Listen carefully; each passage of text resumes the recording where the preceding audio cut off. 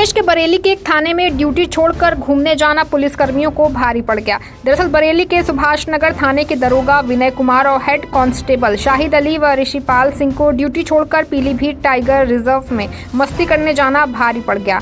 SSP Anurag Arya ने दरोगा और दोनों सिपाहियों को निलंबित कर दिया है।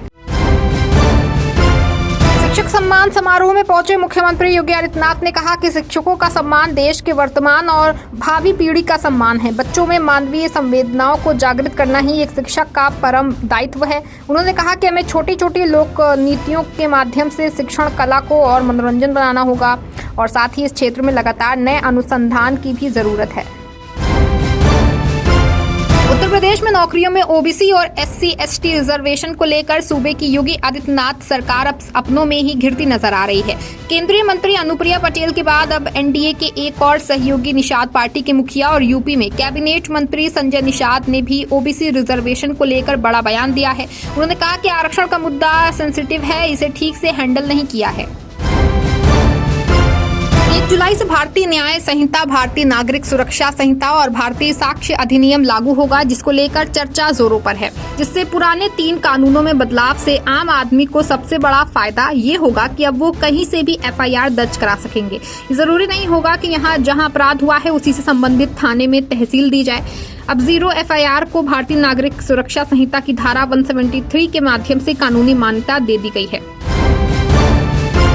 अनुप्रिया पटेल ने सिर्फ साक्षात्कार आधिकारिक परीक्षाओं में ओबीसी और SC/ST अभ्यर्थियों के लिए आरक्षित पदों में उनका चयन न होने की शिकायत मुख्यमंत्री से की है। अनुप्रिया पटेल ने कहा कि आरक्षित पदों के अभ्यर्थियों को नॉट फॉर सूटेबल यानी पद के योग्य नहीं लिखकर उस पद को अनारक्षित घोषित कर दिया जाता है। आपको बता दें कि उत्तर प्रदेश लोक सेवा आयोग ने अनुप्रिया के इस दावे को खारिज कर दिया है।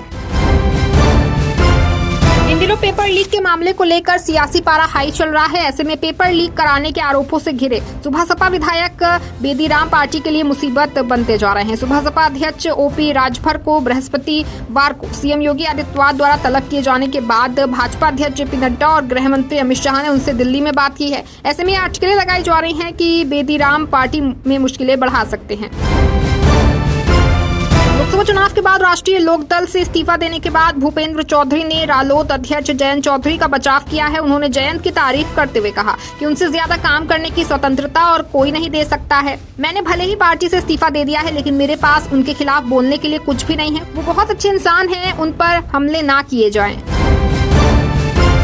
अखिलेश यादव द्वारा सांसद अवधेश प्रदेश को लेकर दिए गए बयान को लेकर सियासी पारा हाई चल रहा है। सपा अध्यक्ष ने राष्ट्रपति के अभिभाषण पर प्रतिक्रिया देते हुए अवधेश प्रसाद का परिचय राजा अयोध्या के तौर पर कराया। इसके बाद बीजेपी उन पर हमलावर हो गई है। बीजेपी ने इसे प्रभु राम और सनातन धर्म का अपमान बताया है और साथ ही अखिलेश ने अपने सांसद की तुलना भगवान राम से की है।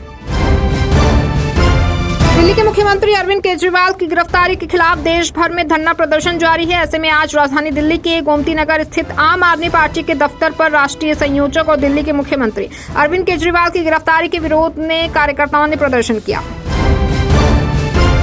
बीजेपी युवा मोर्चा के प्रदेश उपाध्यक्ष और इलाहाबाद सेंट्रल यूनिवर्सिटी छात्र संघ के पूर्व अध्यक्ष रोहित मिश्रा पर दबंग किस्म के लोगों ने जानलेवा हमला कर घायल कर दिया है। आरोप ये भी है कि दबंगों ने बीजेपी नेता रोहित मिश्रा को कार से कुचलने की भी कोशिश की। मारपीट की घटना CCTV कैमरे में कैद हो गई है। प्रयागराज पुलिस ने इस मामले में केस दर्ज कर जांच पड़ताल शुरू कर दी है। CCTV फुटेज के आधार पर आरोपियों की पहचान की जा रही है।